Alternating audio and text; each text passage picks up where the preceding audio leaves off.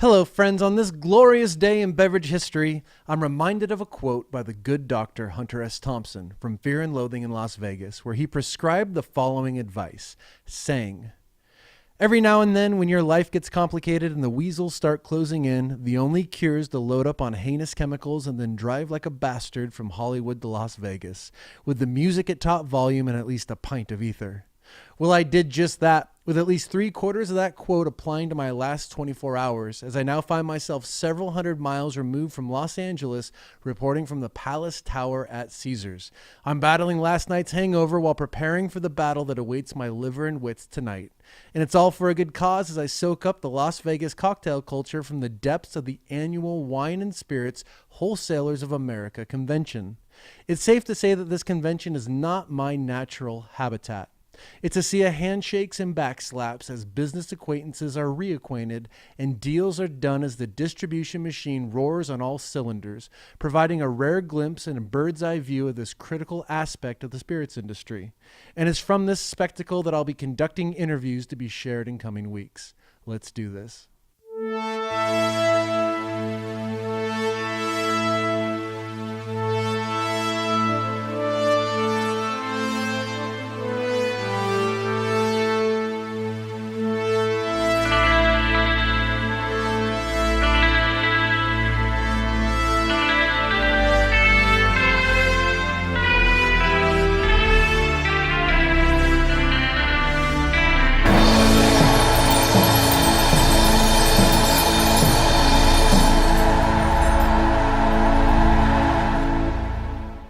This episode of the Educational Drinking Show is sponsored by Junipero Gin, which is the original American craft gin going back to 1996 and the pioneering work of Fritz Maytag, which also makes it the gin of San Francisco. At 98.6 proof, it's a bit stronger than most gins and perfect in your favorite gin cocktail.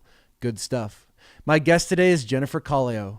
Ms. Colliau is an accomplished bartender in the San Francisco Bay Area, with a resume that includes Slanted Door, Hard Water, and The Perennial, though she is perhaps best known for her line of artisanal bartender syrups, Small Hand Foods.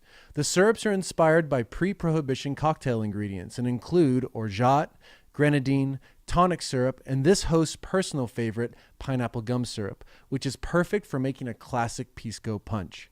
Her products exemplify innovative minimalism, providing something much needed in cocktail culture in the simplest way possible. To get a sense of the impact her syrups have had, consider this quote from Eater SF, saying, "Small Hands products enable bartenders to make historically accurate cocktails without the use of artificial ingredients. As a result, few people have impacted cocktails so widely today as Colliau." I was overwhelmed by Jennifer's knowledge and passion for cocktails in speaking with her, and I couldn't be more pleased to share our interview with you now. When putting together the program at the Perennial, the whole focus there was on sustainability, which for me meant really doing things completely differently. So the cocktails at the Perennial, no drinks are shaken or stirred. For a number of reasons. One, the lovely cubed ice machines that us bar nerds have been fighting for so long, the Hoshizaki and the cold draft, neither of them are very efficient. Both of them dump out half the water that they bring in. So when I took on the project, the owner said to me, "So we are not having a cubed ice machine." And I was like, "What?" I don't know how to make drinks without a cubed ice machine. They said we are going to have a cobbled ice machine. So we got a Scotsman because they use 95% of the water they bring in. And then we freeze in Tovolo molds. So in large, 2-inch square molds. And it got me really into thinking like, okay, if you say I make you a daiquiri, right? I mix my daiquiri, I fill it with ice, I shake it, I strain your daiquiri, and then I have, this tin full of spent ice that just goes into the sink, and that's just melted wastewater. Mm-hmm. So I started working on ways of shaking and shaking or stirring, based on what we want the finished cocktail to be like in terms of texture, dilution, temperature, all that kind of stuff. So we ended up doing 2 styles of drinks. So what would normally be a stirred drink, we measure out different levels of dilution and take them, stir them down to different temperatures and, or rather stir them down to a temperature that tastes delicious and then measure how much additional water that has been And so then we batch out the drinks that are on the menu, of course,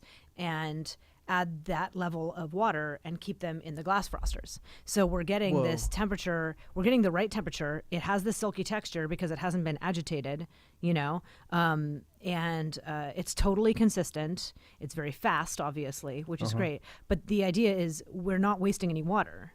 It's all being drunk, right? Because it's already mixed in. And then for shaken drinks, I started using blenders, and blenders are like, we poo-pooed blenders a while ago, right? But if you read the classical description for how to make a Ramos Gin Fizz, it says you add 2 pieces of ice the size of walnuts and shake until they have disappeared. So they are incorporating that much ice into the drink. And now it's not a slushy drink. It's not, we're not talking like a, Margaritaville kind of thing, right? But it is a measurable amount of dilution and then that, an exceptional amount of shaking. So aeration. So we use the blenders not to make slushy drinks, but to mimic shaking with the agitation, but with a measured amount of water added to it.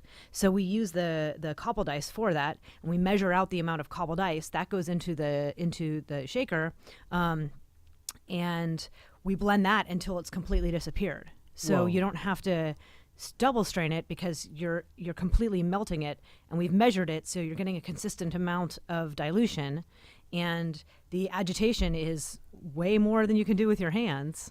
So we have an egg white drink on the menu called the Ambrosia, and it's basically like my boozy version of an Orange Julius. I always try to get this like Orange Julius thing where it tastes like a creamsicle without being creamy. Anyways, it's delicious, and we do that in the blender, and you get a fantastic head on top.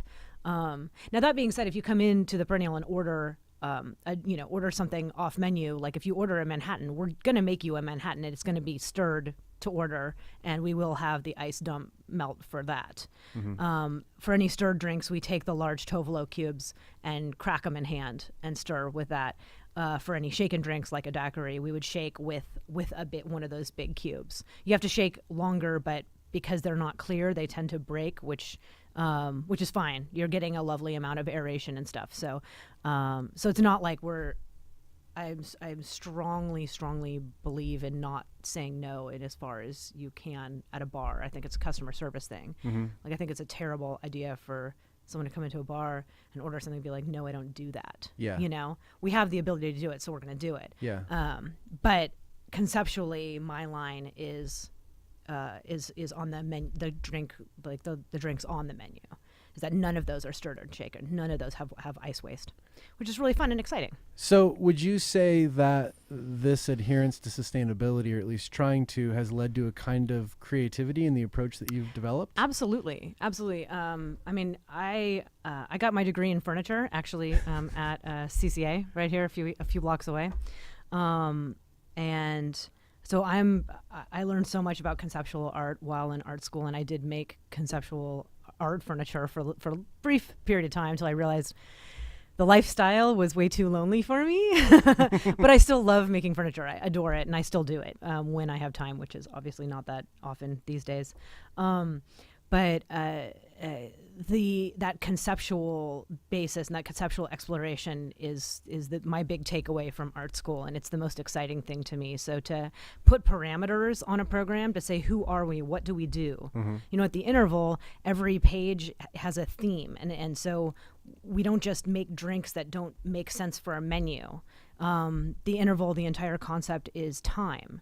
So each page in the menu has some sort of temporal basis, whether it's the evolution of the martini, starting with the first one that we know of 250 years ago, which was white wine and Geneva and cinnamon, which evolved into gin and vermouth, and you can kind of see how that evolved, right? So the martini menu had that martini, and then through, James Bond and the Martinez, and up through a really great version of a dirty martini. It was this 250-year evolution, right? Or we had another page on there that was the daiquiri pages, the daiquiris of Barla, Florida. So it was the 5 numbered daiquiris from Barla, Florida. Everyone calls it Floridita. It's not. It's Bar La Florida. It actually originally was called La Piña Plata, but they renamed it Bar La Florida because during American Prohibition, so many Americans took boats over from Florida to Cuba to drink legally. But that's where Hemingway hung out. In fact, what we know of as the Hemingway daiquiri was on the list as the daiquiri number 3. So it had 5 daiquiris, 1, 2, 3, 4, 5. Number 1 being what we think of as a classic daiquiri, number 3 being the Hemingway. The number 2 was kind of an orangey one or whatever. But we did that menu, those 5 daiquiris. So it's a moment in time. It's this moment during American Prohibition.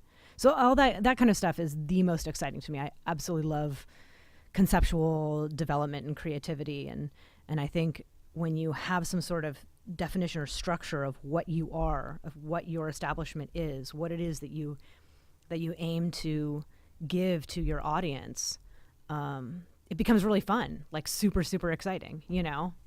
I had a chance to go to the Perennial recently Yeah. with my wife and brother and sister-in-law. We had a great time. I Good. loved getting the flight. Oh, the nice. flight of Good. cocktails, because I'm terrible at making decisions, and I don't want to Right. make the wrong one, so I couldn't choose, and to have that available, him and I both got it. We had a great time with it. Nice. Yeah, it's good. I mean, it's a way of getting to try different stuff, and and like again, we do some weird stuff. Like, it's funny. No one ordered the Brave Bull, and it's one of my favorite drinks. And so Yeah. we put it on the flight, and now we sell a bunch, and people will now order more, but they just don't. Brave Bull's great. It's actually a Trader Vic drink. Back when Trader Vic owned a Mexican restaurant. It's fabulous history. Anyways. I'm surprised more people don't do flights as an option. Yeah, right? I know. It's so much fun for people to try new things. Yeah. Yeah, it's true. But people go to bars for different reasons, you know? And a place like Perennial, it really is a restaurant with a bar. It's not a bar. And I think people who are really into food or drink tend to overestimate the general public's interest in the minutia of food and drink, or the details on your palate. Like, a lot of people go to a bar not because they want to try a whole bunch of new flavors, but because they want to sit there with their Jack and Coke and hang out with their dudes, with their best friends.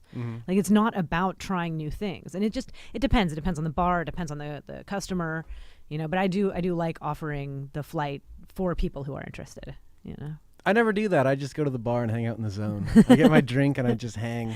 I know. It's funny because as much as I love developing new drinks and I find it so interesting, I am notorious for just going to a bar and ordering a Manhattan and just sitting there with a book or something. I love Manhattans, man. That's my favorite drink. Yeah, they don't disappoint. I mean, you gotta order them at the right bars. Yeah.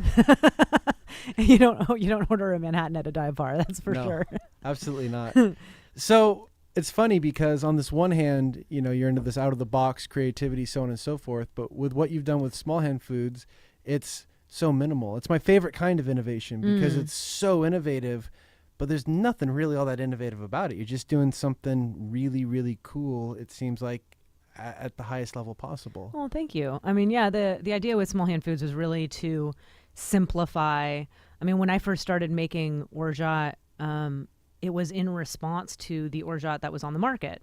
And the orgeat on the market at the time was usually high fructose corn syrup with some sort of almond flavoring and often some kind of fat added. And it was really interesting researching this. And it really, honestly, orgeat was one of those things that fell victim to the industrialization of food. So orgeat used to be made from almonds. Actually, before that, it was made from barley, but that's going back to the Middle Ages. But, 150 years ago, it was made from almonds, from actual almonds. And when you make something from actual almonds, you get fat and protein from the nuts in your syrup as well, not just the flavor. And orgeat, even though it looks milky on its own, when you mix it with water or with soda water or something like that, it really does louche the way that absinthe does. And it is for the same reason that absinthe louches, which is the oils that are from the almonds in the syrup. So when people started making almond syrup orgeat from actual almonds, not from actual almonds, but just with almond flavoring, you don't get the louche. So some brands started adding different kinds of fat. Often it was partially hydrogenated palm kernel oil into the syrup, and then you had to use some sort of gum or stabilizer in order to mix it all together and make it consistent. But then you get that louche, which I guess is what people expected. Of course, now no one knows and cares or whatever. But you know, back when these syrups were formulated. So for me, it was, okay, everything needs to be in here for a reason. And I even said I wouldn't use any extract at all. And right, like even now, the only syrups that I make that use extract are the tonic syrups, and I make those extracts myself. So I'm the idea that everything is made from actual food is kind of my structure for small hand foods. It's it has to be something that's, you know, reasonably classical. It doesn't have to be you know, super like the tagline is classic ingredients for pre-Prohibition era cocktails.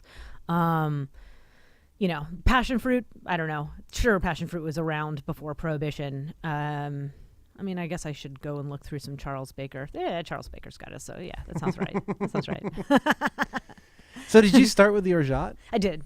Yeah. And how did that begin? Because, I mean, you saw a need, there was something missing, and you wanted a better version. Did you start just making it for yourself and trying to figure out that recipe? And how tough was that? And what was your approach?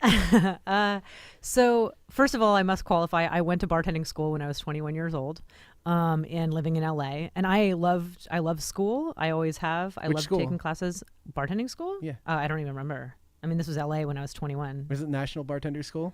I honestly have no idea. Okay. I still have the book though. I still have the workbook. Yeah. That was great. I still remember some of those acronyms, and to this day, I mean, now those kind of like old man drinks are popular again. But you know, 10 years ago when I was at the Slanador, I was the person that my coworkers would ask me like, "Hey, someone just ordered a Harvey Wallbanger. What is that?" You know, and I'm like, "Oh, it's this. We don't have any Galliano, so whatever." You know, and that kind of thing. Like those things stick. I can be a little like Rain Man with cocktail details for some reason. I don't know why. Yeah. So bear in mind, I went to bartending school. And when I was at this, I had been working at the Slanador. Now, I started the Slanador in 2005. Thad Vogler hired me. And he left 6 months later to go to Guatemala, and he worked in Guatemala for a year. And at that time, Eric Atkins took over the program. And when I first started, you know, I mean, at that time, it took a long time to get dinners there. Like I worked for 2 years just working lunches, so I barely worked with any of them. But Eric and I started to talk about certain things. I mean, Eric obviously loves classic cocktails, and we had on our sort of cocktail backlist, whenever someone would order a Mai Tai, our recipe for it was not a Mai Tai. It was rum and juice, and the pastry department made us raspberry syrup, so we'd add a little of that in there to make it pink. You know, it was like it had pineapple juice and orange juice, and I kept on saying, it's not a Mai Tai if it doesn't have almond in it. Now again, I went to bartending school. I learned a Mai Tai with amaretto. Right. Mm-hmm. In fact, I remember the acronym. It was RATS PR, which stands, you build it in order: rum at the bottom, then amaretto, triple sec, sweet and sour, pineapple juice, and then rum, your dark rum float. Oh yeah. Yeah. But it was tasty. It was tasty back before, you know, when I thought Stoli Vanilla and Diet Coke was tasty. So I didn't know the history of the Mai Tai at all. And I would just complain about the fact that our Mai Tai specs wasn't a Mai Tai. It was rum and juice, and that we shouldn't call it a Mai Tai if there wasn't any almond in it. And I was like, it could have creme de almond, it could have creme de noyau, it could have amaretto, whatever you want. But we didn't have any of those. I mean, the Slanador didn't have an extensive bar. It still doesn't. It's they do so much volume that we have what services the bar, and nothing with high fructose corn syrup, you know, obviously. Anyways, so I think Eric just got tired of listening to me bitch and and was like, you know, went and looked up the Mai Tai, and said, well, I looked up the history, and first of all, it was invented in Oakland, and it doesn't have pineapple juice in it, okay? But you're right, it needs to have almond, it needs to have this syrup called orgeat. But I've looked at all the orgeat on the market, and it sucks. You know, it's all high fructose corn syrup and shitty ingredients. Shitty ingredients, weird stabilizers, you know, artificial flavors, like all that stuff. So he had found Darcy O'Neill's recipe from The Art of Drink, and he was like, here, if you want if you want us to make a good Mai Tai, why don't you make this orgeat? And I took it and I kind of put it aside for a little while. And then finally he got tired of waiting and he made it. And it was really terrible. And I love Eric to death, but he can't cook. Forgive me. Maybe he's better now. I love him. He's a dude. He makes amazing barbecued oysters. You know what I mean? Like, so, and the issue was just that he hadn't used blanched almonds and he didn't realize what a difference that makes. So there, the syrup was kind of brown and tannic. So I went in and I made it and it was yummy, but it didn't have that bitter almond flavor. It didn't have that amaretto flavor that I was looking for, the like marzipan-y kind of thing. I was like, why is this so vastly different from what my perception of orgeat is, So did a bunch of research and made the recipe from Jerry Thomas, which is actually written by a guy named Christian Schultz. In fact, if you pick up a copy of Jerry Thomas, like Jerry Thomas only wrote the first third of that book. Then there's a second intro page, and it starts over, and it's Christian Schultz writing everything, and he writes all the ingredients for the things that go into the drinks in the first third. So Christian Schultz, he actually has a couple different orgeat recipes in there. But I made one of those, and he calls for bitter almonds, and I was like, oh, bitter almonds, what, I don't know what that is, and did all this research. The FDA does not allow the importation of bitter almonds because they have these two compounds, amygdalin and benzaldehyde, that in the presence of water and saliva, obviously, because it has water in it, metabolize into hydrogen cyanide. So you can, I think before they banned the importation, people would eat them like regular almonds and get sick and very, you could totally die from that. Oh, wow. So I started, looking at that stuff and realizing, that amaretto was actually made from apricot kernels. And I tried a Prunelle de Bourgogne that Eric Elistad brought into work one night when Heaven's Dog was running, and tasted just like amaretto, but now we're talking about plum pits.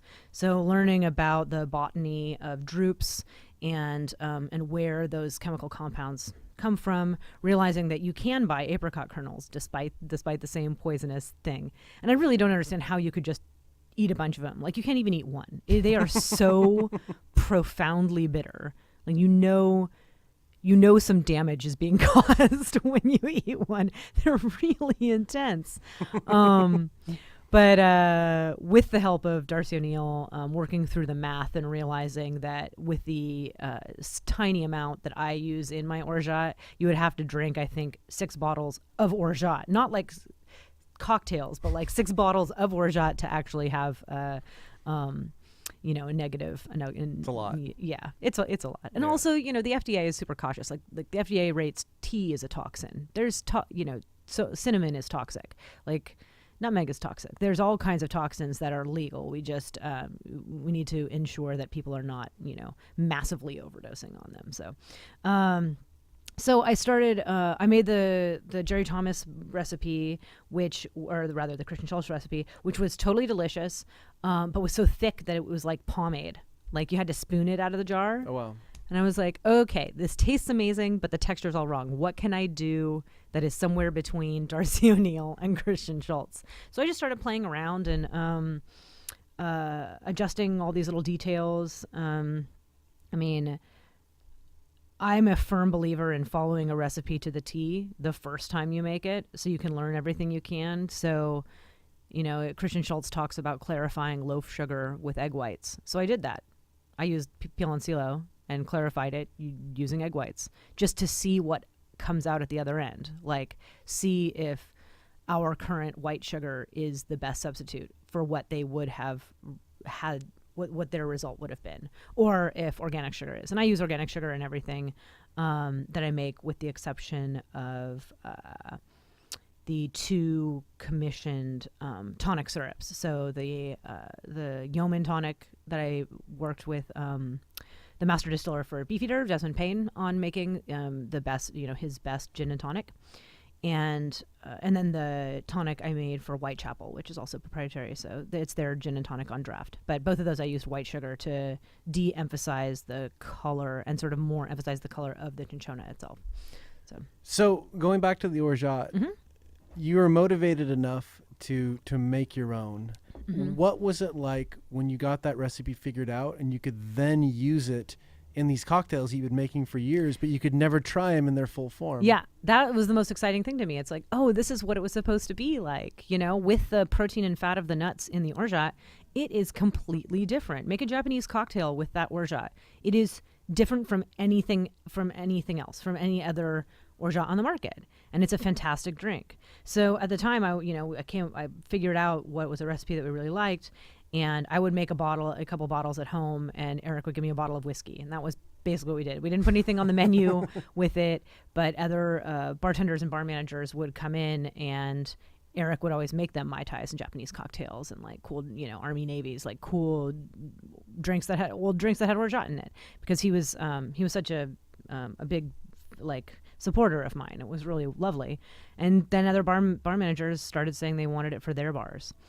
So at that point, Thad had come back from Guatemala, and he was, what was he doing? He was working at Jardiniere and gearing up for opening up Beretta.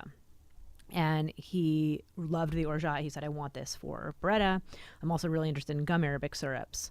So is there any way that you can make a gum syrup for me? And I also want a pineapple gum syrup. And I was like, yeah, okay. I've never worked with that, but played around. Again, did the same, very similar process of researching and experimenting and making every recipe I could get my hands on and all that stuff, and ended up coming up with a couple recipes he really liked. And he said, all right, so if you put this on the menu, if I put these drinks on the menu at Beretta, can you make enough? And I was like, sure, yes, yeah. And so at that point, I actually started the business for real and stopped making it in my house and started working out of a commercial kitchen and got all my permits. What was it like to make the transition to being an entrepreneur? Honestly, I had no idea how big it was going to get. I really thought that there would be 6 bars in San Francisco interested in what I was doing, and that would be it. Honestly, I had graduated from art school. I had already decided I didn't like being an artist for a living. I was actually teaching woodworking at the Crucible once a week, because I adore woodworking, but I didn't expect it, and I essentially cooked to order for the first couple of years, where I would ask everyone to place their orders by Friday, so I knew how many ingredients I had to buy. I was working out of the commissary kitchen that the Slanador runs in the Mission, and I would pick up my ingredients. The orgeat takes a couple days to soak the almonds, so I would soak them, and then I would cook everything on, I would put stuff on to soak on Monday. I would cook everything on Tuesday and Wednesday. Thursday, I would label and deliver, and then I did that just every week for 2 years, and I didn't pay myself anything. And I was just like, I had recently, well, maybe I suppose a year or so ago, a couple of years before, had broken up with in a long, a 9-year relationship that I had been in, and I had finished school, and I was finally for the first time making a decent living, and not first of all Hand Foods at all, but from the Slanador. I had gotten all nights there, and it's consistent money. It's great. What year about was this? So this was 2008. Okay. Yeah. And I was just like, well, what the fuck else am I doing with my life? I'm not doing anything else. I'm not, I don't have any kids. I found it really interesting. I like the research. I like to cook. I've always liked sugar. I used to make candy when I was a kid just because I had a sweet tooth, and I loved the physical stuff, like making the pull taffies and watching the texture change and the color change and incorporating air in certain ways. I just find that really interesting. So I just didn't expect it to get bigger and bigger. And then I was approached by Pacific Edge, who is my distributor in California, and I started working with a co-packer. So I do have a co-packer up in Napa, and then I also rent commercial kitchen space in Oakland. And I got to a point basically where I realized that it wasn't important that I'm the one putting labels on bottles, every week I would be sitting there hand labeling, lining up bottles so the labels would be level, and I'm sitting there just going like, fuck, like so exhausted, and I'm putting the capsules on with a heat gun to secure them down, and I was just like, this fucking sucks, like I fucking hate my life, because the creativity had already been done, the recipes had already been developed. Now people are putting drinks on their menus with these things, and now my job is to keep it consistent and don't fuck up. Yeah. There you go. There's my new job which pays me nothing, So, I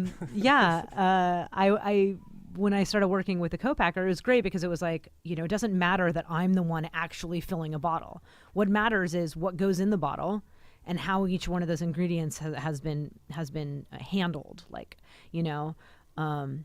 so we make all the almond milk, all the apricot kernel milk. We juice all the pineapples. We juice all the raspberries. Very specific about the way certain ingredients are handled. And then we'll take those ingredients and bring them to the co-packer, who will mix it with sugar and water and gum arabic and whatever else is in the recipe.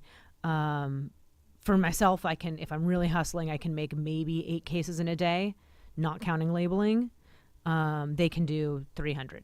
So wow. It's great. It's really great. And it was tough at first because of, honestly, just like a cash flow thing, just from being a small business, because paying for the manufacture of 250 cases of something is quite expensive, even though I knew I would sell it, but it's, yeah.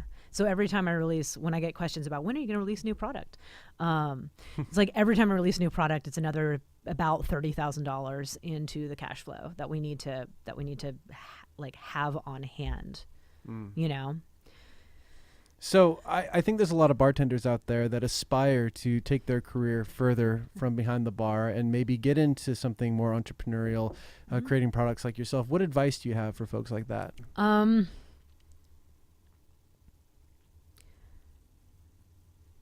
I think the first thing that I have seen people not understand is that it's not creative. What you are, like, running a company is not the same. Like running a bitters company is not the same as creating your own bitters at all. Like, in the case of bitters, you've got to deal with the TTB. You have to deal with, with alcohol regs and permits and all that kind of stuff. You have to get your colas. Like, there's a whole lot of administrative stuff. You got to work with a label printer. You've got to figure out, how you are going to get the labels on your bottles in a way that is consistent, consistent level every time. Like, are you going to buy a machine, or are you going to do it by hand? If you're going to do it by hand, how does that work? You need to have the money to be able to, like, the more labels you buy, the cheaper they become, but obviously the more expensive the buy-in. And that's true for every single step. It's a lot cheaper when I buy 10,000 of labels, but I am not going to go through 10,000, large passion fruit syrup labels in a year, Mm-hmm. Not yet anyways. So, it's more buys like, okay, 2,000, 3,000, 4,000 labels, that kind of thing, and putting together an order that I can handle, that I have the cash flow for. But, like, if I was to order a couple hundred, the cost per label would quadruple at least, mm-hmm. stuff like that. Like, you got to look at the finances. You got to figure out your cash flow. It sucks, and it's not creative. And honestly, most bartenders don't understand business. I wish I had gone to business school, honestly. And I don't know, not like instead of art school, because I loved art school, but there's so many interesting business things that I've had to learn going along. And I've taken a bunch of classes, the SBA and the SBDC, and gotten a lot of advice from people who know less about this industry than I do. And it was very frustrating. And, but I fortunately ended up getting a director of operations who compliments me perfectly. He's wonderful. He was a kind of a friend of a friend. And he's been with me for 4 years now, and he loves production schedules and cash flow management and, and like inventory management and talking to our attorney and doing lease negotiations. And he's fantastic at it. And, before he started working with me, I had a bunch of people who asked me if they could help me. And the problem is that they were all people like me. Like, I don't need any more creativity, because there's not actually that much creativity that goes into a business like this. Like I said, I mean, I have 8 products. So in the course of over 8 years, I've developed only 8 products. I could release 40, 50 more. Absolutely. Because I love that part. But each one requires, like I said, minimum 30K just for the production, just for the, and that's not even counting the packaging really. It's really just like that whole cash flow thingy. The ingredients and the bottles and that kind of stuff. So I would say if you want a partner or if you want to work with someone, and it's been a wonderful experience for me. It's not for everyone. And I know a lot of people who have started partnerships that have had to dissolve their partnerships. Find people who are not like you, you know, find people who have skills that you don't have. Figure out the things like the first person I ever hired for Small Hand Foods before I made any money at all, was a bookkeeper. Because seriously, like this, 6 months in doing entering my own receipts and stuff, I was like, this fucking sucks. Like, I'm like, if this is my life, I am done. You know, I'm like, I would rather pay a bookkeeper every cent of profit I make, because I like the company. I like having this company. I really enjoy it. I enjoy developing products. I enjoy the relationships I have with bars and bar managers and bartenders. But I'm like, if I make zero money and all the profit goes to a bookkeeper, totally worth it. Totally. Being that this started from such humble and pragmatic beginnings, was there an aha moment for you where it was like, wow, this is real. This is bigger than me and just these products, but this is actually having an effect on the culture industry? I mean, honestly, having Eric and Thad have my back the entire time has been just so lovely. Like, the bartenders in San Francisco are stellar, and people were so supportive of me. It was really lovely, and it was not anything I expected. I barely knew them, but I started to get to know them, and a lot of it was Eric being a brand ambassador for me, essentially. And they've been great. They've been wonderful. I don't know. I mean, I think there's been a few of those. Doing my first run with a co-packer, where I literally made a year's worth of pineapple gum because that was their minimum, and I just didn't have the volume and sales yet. But now we do runs with them at least once a month. And then I don't know. The first time I got a good business loan. That was great.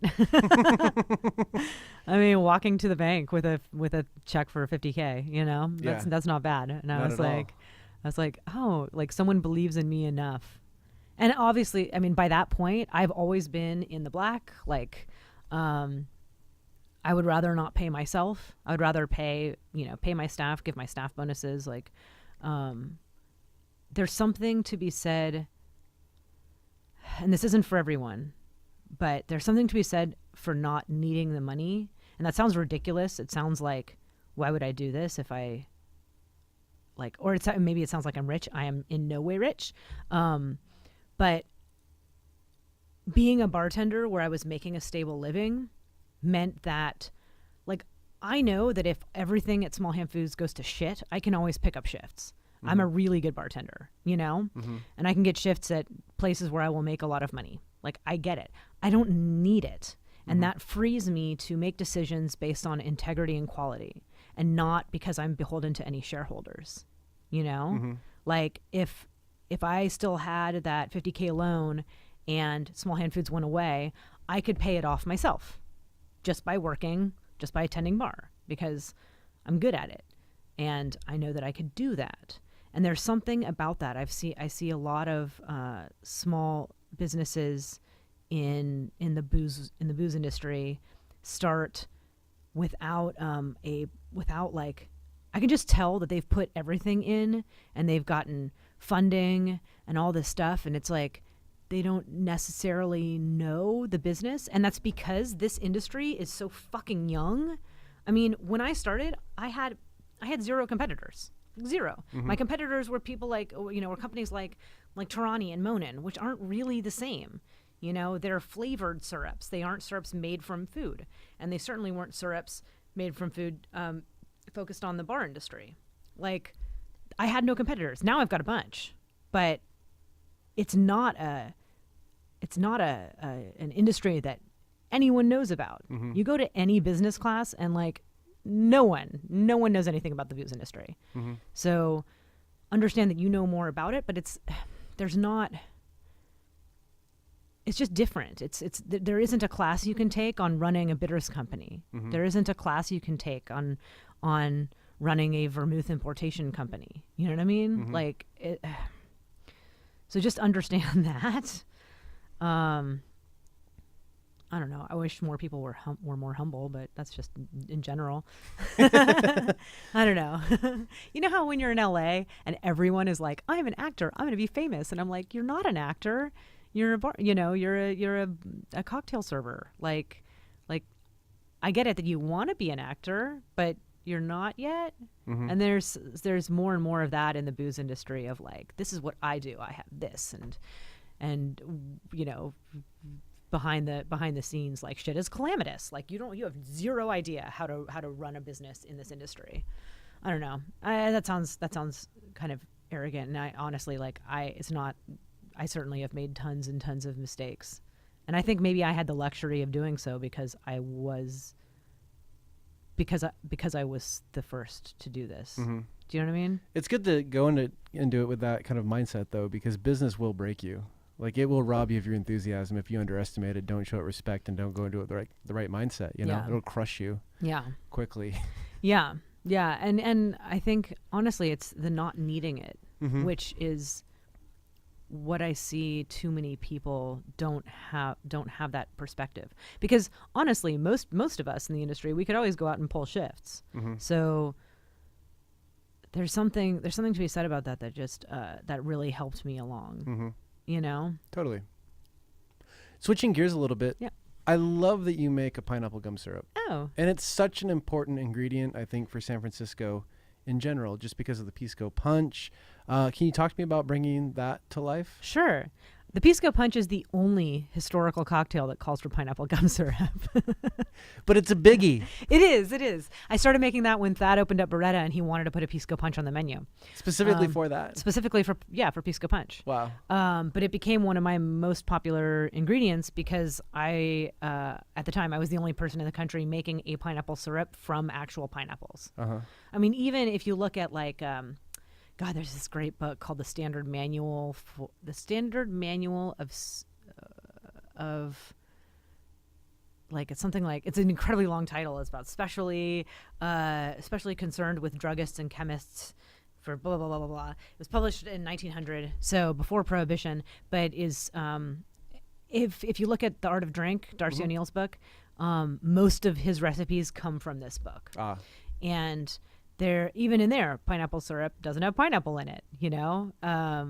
One of the inspirations that I really liked was in their ginger syrup, they add chili too. And Blenheim's, if you're familiar with Blenheim's, yeah, so they add chili to theirs too. Oh. And it's because natural ginger, the spice doesn't last. So, you know, I mean, if you work in a bar, you notice that you notice that. So adding a little bit of chili. So at the whiskey ginger that's on draft at Perennial, because it is in a keg and it does sit there, we add chili to it to maintain that spice. So it's spice from chili as opposed to spice from ginger, but it still it tastes amazing. But anyways, cool, really, really cool book. But even back then, the pineapple was not made from pineapple. So I don't really know why, actually. I think people were far more enchanted with chemistry in their food, you know? Do you remember that learning about the better living through chemistry kind of campaign? No, but it sounds fantastic. It is, yeah. I mean, it's really more, I think it was in the 50s, maybe in the 50s. Better living through chemistry. Just look at it. It's fascinating. I mean, it's why today you go into the supermarket and you go to the bread aisle, and like the bread that's actually just made from flour and water and salt is in some other area. And the bread that is called bread that has 40 ingredients, you know, where they've taken the wheat flour and stripped everything out of it because those are the bits that go rancid, and then have to add stabilized chemical versions of those nutrients back in to make it work and taste okay. And yet we still call both of those things bread. You know what I mean? Mm-hmm. That supermarket aisle bread, sliced pan, that is better living through chemistry. You know? Uh-huh. It's impossible to get a school to buy bread for their students that is actually just flour and salt and water, because it doesn't last long enough. You know, there's not enough people questioning how long should bread last. Yeah, it's pretty nutty. And we're so fortunate here on the West Coast. I know. To have access to so much great food. Yeah. All the time.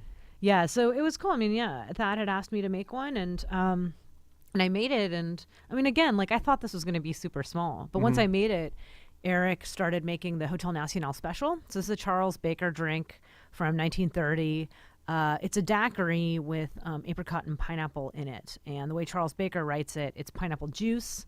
He calls for apricot brandy. There's always been some sort of debate on whether that meant sweetened apricot liqueur or apricot eau de vie, because that's also considered brandy. Anyways, Eric said he always liked the idea of the drink, but could never make it work until he used my pineapple gum syrup instead of actually pineapple juice.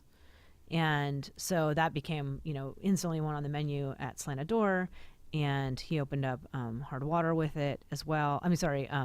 Heaven's Dog, because the Heaven's Dog opening menu was 100% Charles Baker drinks, which is just really is a testament to Eric's brilliance, because literally Charles Baker is a hilarious read despite how sexist and racist he was. But his drinks weren't very good. Mm-hmm. Like, really, they weren't. You had to fuck with them. You have to fuck with them a lot to make them good. Mm-hmm. And Eric is the best at that. So, having support from him and Thad. So when he did that, then we started being like, oh, wait, so we can start to use this pineapple gum syrup for lots of drinks that just call for pineapple syrup. It doesn't have to be pineapple gum syrup, or just pineapple juice, and then we just tweak the proportions. So, yeah, we started doing that. The Gin Fizz Tropical that we opened up Heaven's Dog with, which is also another Charles Baker drink. Gin Fizz with lime instead of lemon, pineapple juice and cream, whereas he made it with pineapple gum syrup and orgeat with both of them. And because he just really liked the fat that the orgeat provided, that was cool. And it's such a fucking delicious drink. I mean, it's almost like inspired by Charles Baker. It's such a departed version, departation. I don't know. But man, it's fucking delicious. Eric's the best at that stuff. Well, I feel like we've only skimmed the surface here, which means you have to come back. Absolutely. Okay. But I guess. Well, wait, I forgot. I brought you a couple things. Oh, I like this game. So, if I had known how much you like the pineapple gum syrup, I would have brought that. But I did bring you a passion fruit because it is the latest Small Hand Foods one. I didn't know if you had tried it yet. Exciting. And it's delicious. Yes. And then, this is incredible. And then, because I'm so into the measured dilution thing, I made you a batch of Old Fashioned. Also, Old Fashions are delicious. That's a Four Roses small batch, which is a whiskey I really like. And that is pre-diluted, so really you want to throw that entire bottle in your freezer and then just pour it out and drink it. So you don't have to stir it. You don't have to do anything to it. You can just pour it and drink it. Outstanding. Yeah. Thank you so much. You're so welcome. And I guess I should mention at this point that the new Anchor Distilling Tasting Room, for the first time in 20 plus years, you as a tourist, a guest, a visitor, anybody can come taste through our spirits here at the distillery, and you can buy your fine products in our tasting room. Thank you so much. That's lovely. So I'm looking forward to seeing it. Kind of a big deal. We're very excited about it. My last question for you, and thank you for the very thoughtful gifts, is what's the future look like? What's next for you?